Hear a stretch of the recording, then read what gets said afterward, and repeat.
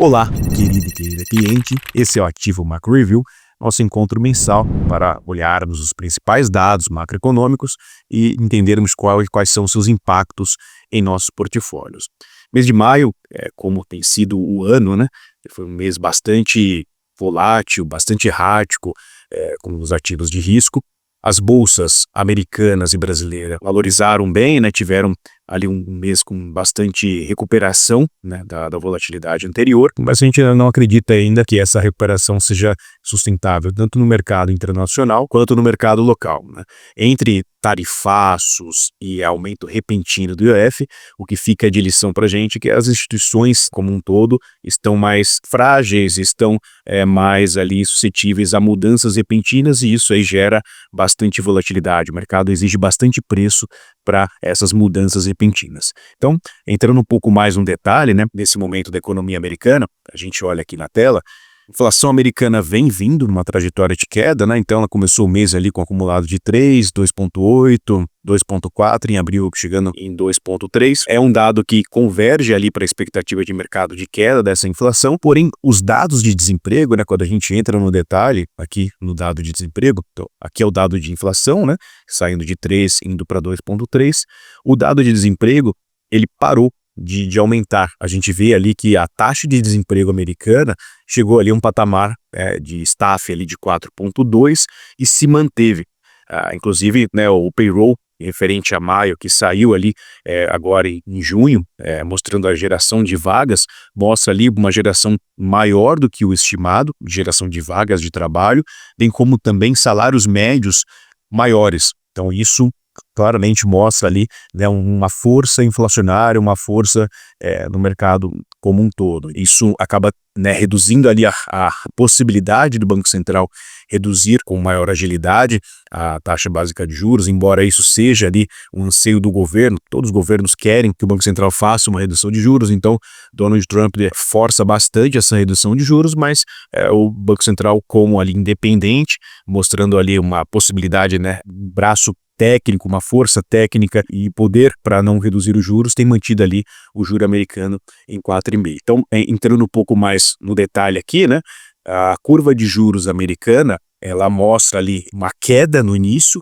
Então, quando a gente olha aqui a curva de juros atual, nós temos aqui uma curva saindo ali próximo de 4,3. Ela mostra uma queda em 1, 2 anos, até o terceiro ano aqui, mas mostra ali uma trajetória de alta dessa curva de juros. Então, isso basicamente reflete uma desconfiança no mercado americano, quando você tem um juro curto reduzindo e o juro longo aumentando, basicamente ou são questões fiscais ou questões relacionadas ali à possibilidade do Banco Central manter ali o seu custo de captação mais baixo. Então, o mercado estima, e cada vez mais, com mais força, estima que a economia americana ela reduz juros, mas lá na frente ela vai precisar pagar mais juros. Por quê? Esse gráfico aqui, a gente olha, os Estados Unidos só agora em 2025 precisam rolar 8,2 trilhões de dólares em dívidas. Então, com juro baixo, você não consegue fazer essa rolagem. Então, como as dívidas têm um prazo ali de vencimento mais longo, 5, 10, 20 anos, esse juro longo acaba ali aumentando na expectativa e muito provavelmente a gente vai ter um aumento desse juro um pouco mais para frente também, quando essa dívida começar a rolar, né? Então, a gente olha aqui nesse gráfico, agora em julho e agosto, né? Junho, julho e agosto é o pico dessa rolagem de dívida, mas a gente tem bastante aqui, até dezembro de 2025 a gente tem essa rolagem de dívida. Voltando aqui para as expectativas de redução de juros americana, a gente tem ali para essa reunião, próxima reunião agora em junho, em 18,6, praticamente 100% do mercado acredita ali numa manutenção dos juros em 4,5, apenas ali 0,2, quase nada, em um aumento de juros para 4,75. A gente só vai ter ali, né, o início de flexibilização da política monetária americana lá para setembro 25, quando o mercado ali, o consenso de mercado começa ali a colocar uma projeção de queda de 0,25 na taxa básica de juros americana, saindo ali de 4,5 para 4,25. Então essas expectativas começam ali a fazer um pouco mais de força, ganhar mais de 50% de chance a partir de setembro. Isso significa que a economia americana, por mais que a bolsa tenha,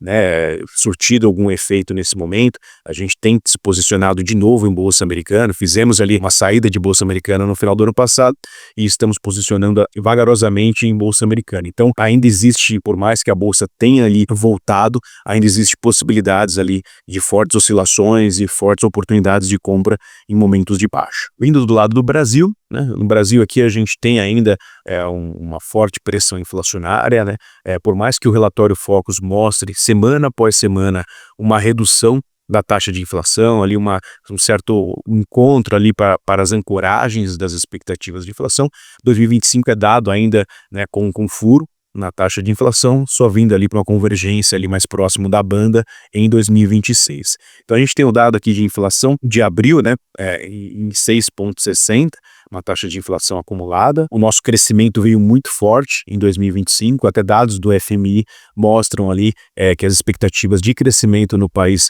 têm sido ali revistas, reavaliadas acima de 2,2, 2,3% de crescimento. Isso mostra crescimento econômico e, consequentemente, pode haver pressões inflacionárias, mesmo com o juro elevado a 14,75%.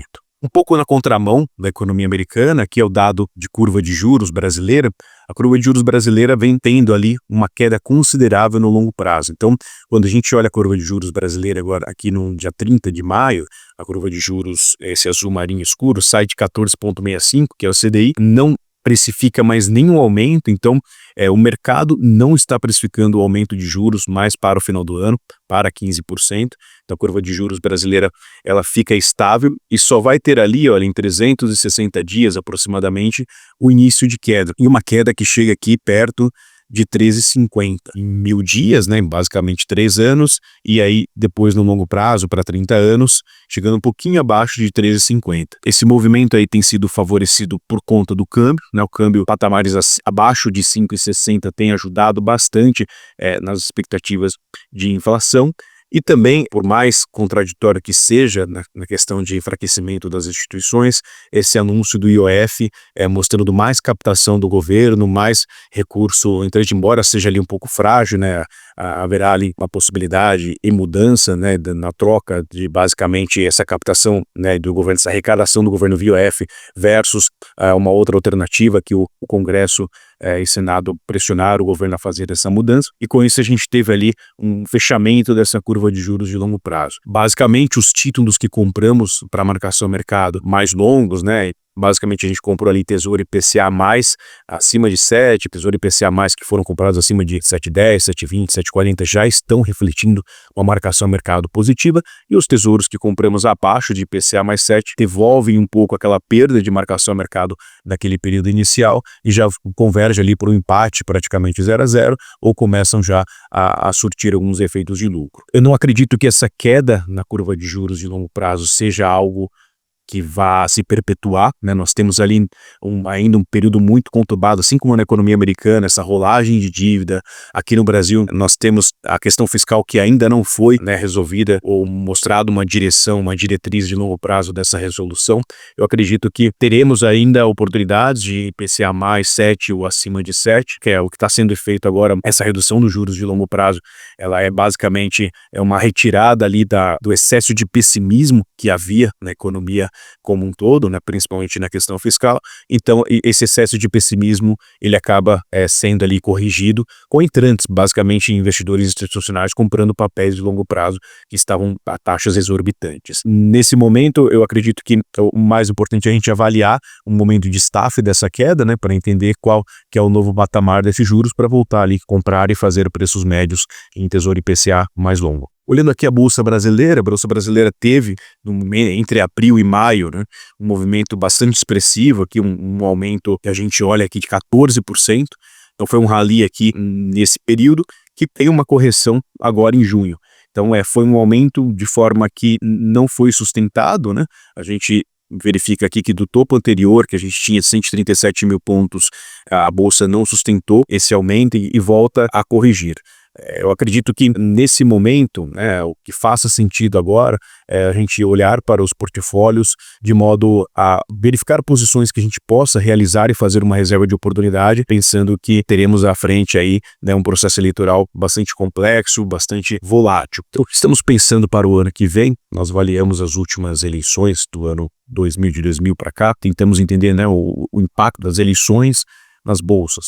Assim, a primeira resposta é que a gente encontra bastante volatilidade e das avaliações que tivemos, né, mais anos tiveram redução na queda de bolsa do que aumento de bolsa. Vamos olhar aqui, basicamente, se a gente olha o ano de 2002, aproximadamente uma queda de 16,5%, o ano de 2006, bastante volatilidade, mas uma alta de 25%, com uma correção no meio do período. O ano de 2010, uma queda expressiva de 12%, né? Aliás, uma queda expressiva de 15%, com um retorno ali fechando no 0 a 0, em 0,86. Lembrando que com o juro hoje na casa dos 15% ao ano, 0 a 0 é perder 15%, né? Quando comparado com o CDI. O ano de 2014, a gente tem aqui uma queda de 8% na bolsa, né? Sendo que o máximo que chegou a cair foi 11% e depois subiu um ganho ali de 21%. Mas basicamente a amplitude é entre ganhos e perdas com uma queda de 8%. Em 2018, uma alta de 17%, com uma amplitude que chega a bater 21% e uma queda de 4%. Né? Do cenário que a gente olhou de 2000 para cá, duas eleições com altas. Em 2022, praticamente uma lateralidade, 1,9% de alta na bolsa, né, do início ao fim do ano, com uma queda ali perto de 9%. Chegamos a ter uma alta de 15%, uma queda de 9%. E para 2026 não imaginamos um cenário diferente, né? Então a gente olhando ali, né, um retrospecto desde 2000 até aqui, apenas um ano tivemos ali, aliás, apenas 2 anos tivemos a bolsa vencedora, mas bastante volatilidade. Então manter uma reserva de oportunidade para esse período é interessante também, para termos ali em caixa um momento certo para aproveitarmos oportunidades. Então acredito que dessa valorização recente que tivemos, desse rally recente que tivemos, faz sentido ali pequenas realizações para mantermos ali uma reserva de oportunidade para compras de recursos, além do dinheiro novo, né, dinheiro novo e entrantes novos na carteira, a gente ter a própria carteira se movimentando. Em resumo, ainda continuamos pré-fixando ativos locais, de preferência acima de 2, 3 anos, para aproveitar a alíquota mínima de imposto de renda e maximizar o tempo com uma taxa de juros elevada. Vemos como oportunidade ainda os ativos para marcação mercado no Tesouro, ali perto de IPCA mais 7, uma taxa extraordinária para o longo prazo. O câmbio atual a patamares baixos nos favorecem em posições internacionais, mesmo que não sejam ali fazendo câmbio, né, dado que o AF ainda está a patamar elevado, mas a gente ali enxerga que existe esse potencial de compra de bolsa americana via ETFs locais, via BDRs, e estamos aproveitando esse momento para fazer ali realizações pontuais, constituir uma reserva de oportunidade pensando ali em eleições do ano que vem. Esse foi o nosso ativo Macro Review, estamos à disposição para marcarmos nossas reuniões e avaliarmos nossos portfólios para que tomamos ali decisões mais eficientes e mais produtivas no longo prazo. Um grande abraço a todos e um excelente mês.